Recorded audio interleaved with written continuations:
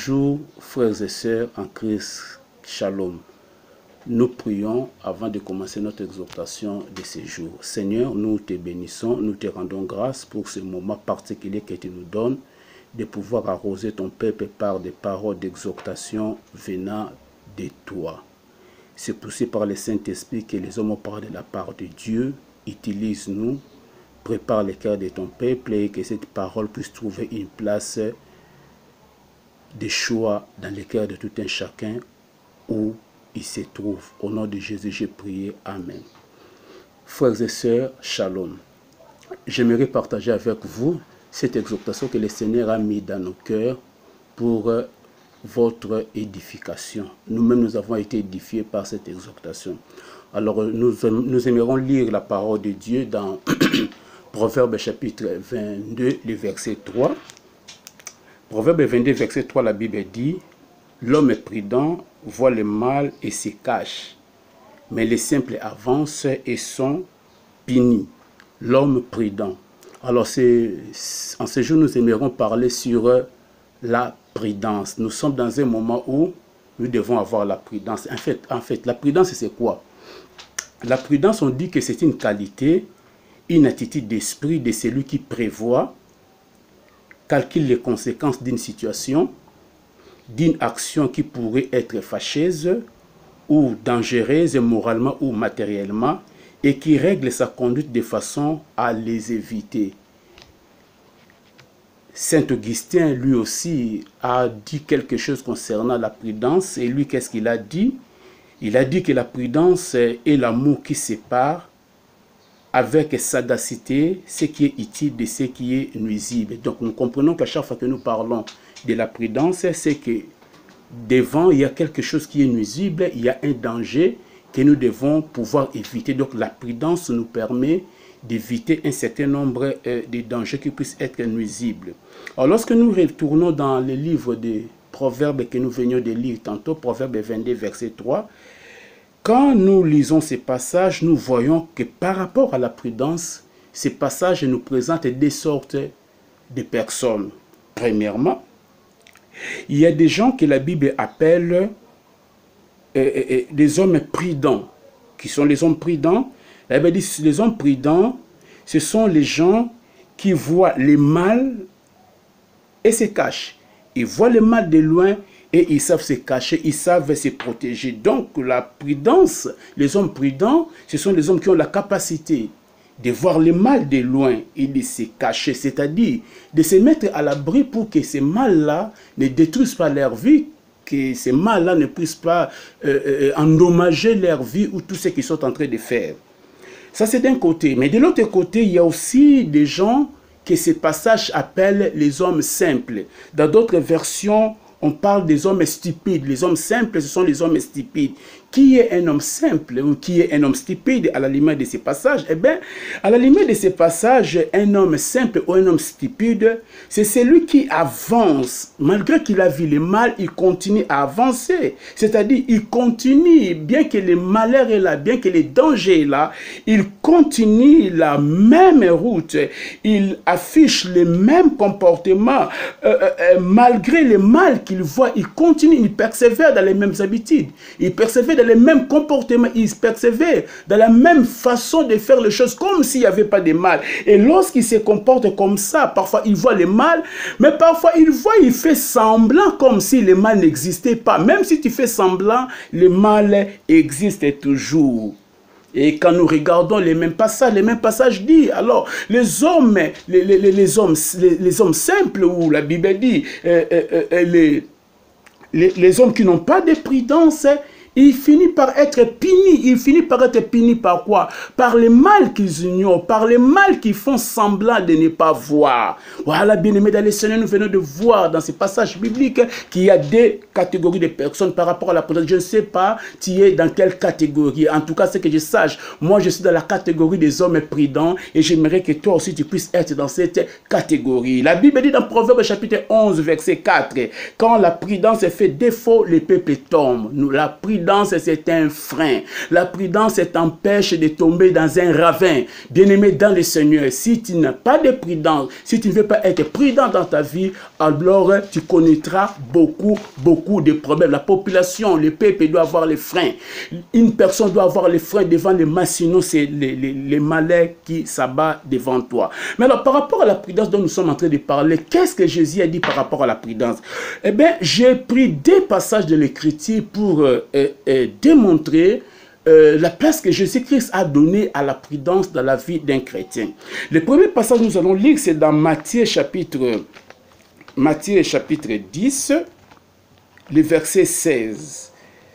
Matthieu chapitre 10, le verset 16. Ok, la Bible dit ceci.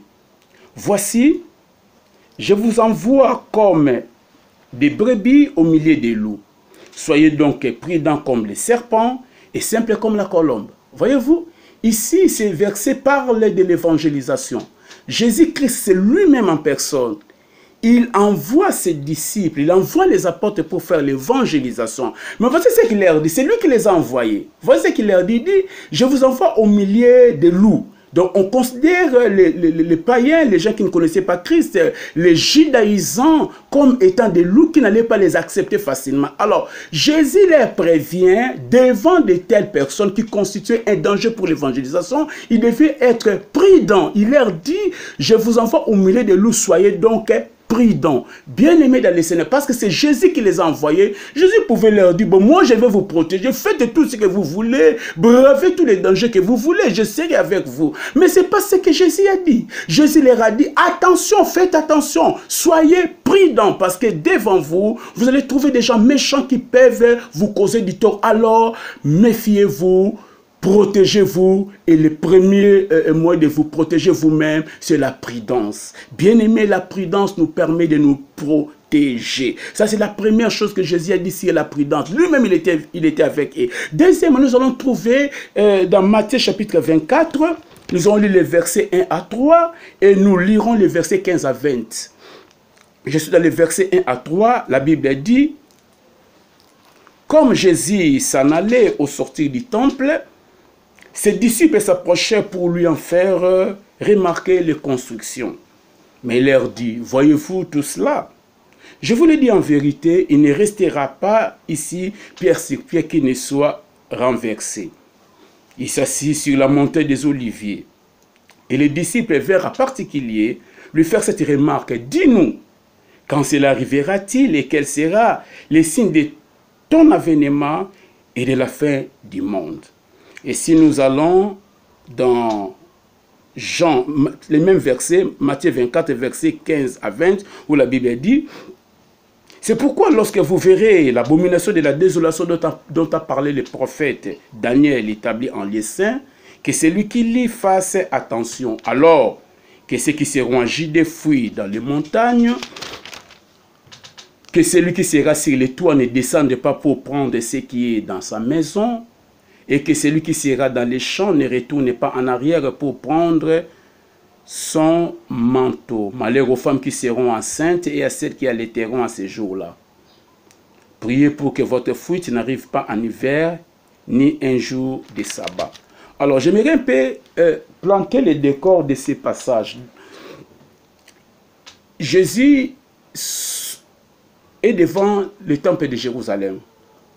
Les disciples lui font remarquer la beauté du temple. Et Jésus, dans ses réponses, leur dit, le temple que vous voyez ici sera détruit dans les jours à venir.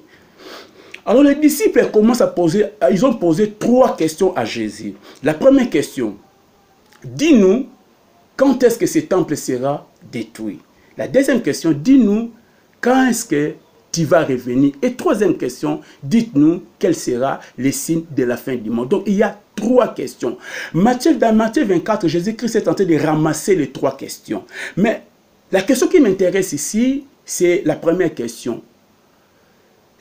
La première question, c'est-à-dire nous allons trouver la prudence dans la réponse de Jésus. Comment est-ce que Jésus leur a dit de se comporter lorsque le temple de Jérusalem serait détruit? Alors, ici, Jésus est en train de leur dire quelle devait être leur attitude lorsque les soldats romains viendront sous la direction du général Titus pour détruire le temple et incendier la ville, détruire la ville. Alors, nous sommes au verset 16. Écoute ce que Jésus leur dit. Il dit, pendant que les dangers seront là, pendant que le général Titus commencera à détruire, à brûler les temples, à détruire les gens, à tuer les gens, à faire un carnage humain, tout ce que vous allez faire, s'il arrive que les carnages ou les dangers dont je suis en train de dire, si les dangers vous trouvent en Judée, si vous êtes en Judée, il dit, fuyez dans les montagnes. Donc la première chose que Jésus leur dit, pour ceux du peuple qui seraient en Judée, ils doivent fuir. Jésus n'a pas dit de résister, Jésus a dit qu'ils devaient fuir. Or, la fuite, c'est une manifestation de la prudence. Parce que si vous ne fuyez pas, les dangers, vous allez tomber dans l'embuscade et vous allez mourir. Voilà pourquoi Jésus leur avait dit de fuir. Un homme prudent, c'est quelqu'un qui sait fuir lorsque le danger est grand, lorsque le danger est imminent, lorsque le danger est soudain. Il doit fuir. Donc, nous voyons que la prudence se manifeste parfois dans la fuite. Deuxièmement, Jésus, au verset 17, il leur dit, pour d'autres, il dit, voilà le verset 17, il dit que celui qui sera sur le toit ne descende pas pour prendre ce qui est dans sa maison. La prudence encore. Celui qui est dans les toits, celui qui est dans les toits ne descend pas. Donc Jésus voulait dire, lorsque le carnage viendra, s'il arrive que tu es dans les toits, dans le plafond, si tu es dans le toit, ne descends pas. Parce que si tu descends, on va te tuer. Donc vous voyez, aujourd'hui, nous parlons de coronavirus, on dit aux gens de se confiner. Mais Jésus déjà a parlé de confinement volontaire. Parce qu'il dit, celui qui sera dans le toit ne doit pas descendre dans les salons pour voir les gens, regarder ce qui se passe. Donc voilà pourquoi Jésus même a parlé, a conseillé aux gens un confinement volontaire. Aujourd'hui, ce sont des confinements obligatoires. Mais dans la pensée du Seigneur, lorsqu'il y a un danger, tu peux te confiner volontairement pour éviter les dangers. Chrétiens qui m'écoutent, nous sommes guettés par le coronavirus. Le Seigneur te dit, lorsque tu vois les dangers, tu dois faire le confinement volontaire. Même si l'État ne l'avait pas dit, même si l'État ne l'avait pas érigé à une loi ou à une mesure, étant chrétiens, nous devons être capables nous-mêmes de nous confiner volontairement comme le Seigneur l'a demandé. Troisièmement, le Seigneur a dit à ces gens, leur salut, il dit, verset 18, et que celui qui sera dans les champs ne retourne pas en arrière pour prendre son manteau. Donc ce qui veut dire que celui qui était dans les champs, il était sorti, il n'avait pas son manteau dans les champs, il fait frais, il fait vraiment frais. Mais Jésus dit, malgré le froid qui est dans les champs, vous ne devez pas retourner dans la maison pour récupérer votre manteau. Quitte à sauver votre vie, s'il faut comparer les dangers entre le froid et le carnage qui était à Jérusalem, il fallait choisir le froid. Alors, bien aimé dans le Seigneur, cela veut tout simplement dire, lorsque nous sommes devant un danger et qu'il y a des choses qui sont nécessaires pour notre vie, la nourriture, à boire. Mais s'il arrive que ces dangers-là, bien aimé dans le Seigneur, est moindre par rapport au coronavirus, la nourriture à manger, tout ça, moi je te conseillerais de rester à la maison, parce que manquer à manger, manquer à boire pour une semaine, pour 2 semaines, ne va pas aussi être suicidaire comme aller te donner au coronavirus. Donc par là nous comprenons, bien aimés dans le Seigneur, que la prudence n'est ni la peur,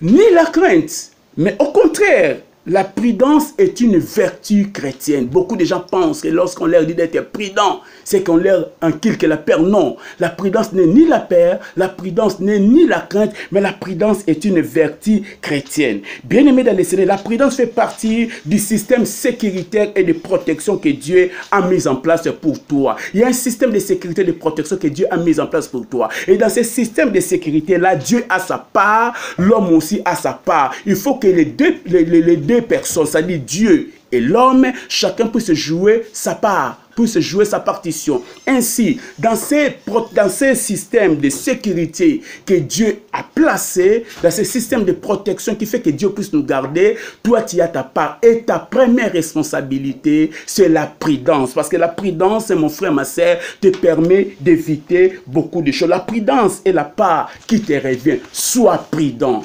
Sois prudent. Pendant ces moments, mon frère, ma sœur, sois prudent. Refusez d'être prudent et compter sur la protection l'intention de Dieu équivaut à tenter Dieu. Tu ne peux pas refuser d'être prudent et puis tu dis, Dieu va me garder, Dieu va me protéger. Non, mon frère, non, ma sœur. Celui qui dit comme ça, il ne connaît pas la manière dont Dieu a établi son système de sécurité. Vous êtes en train de tenter Dieu. Dans Matthieu chapitre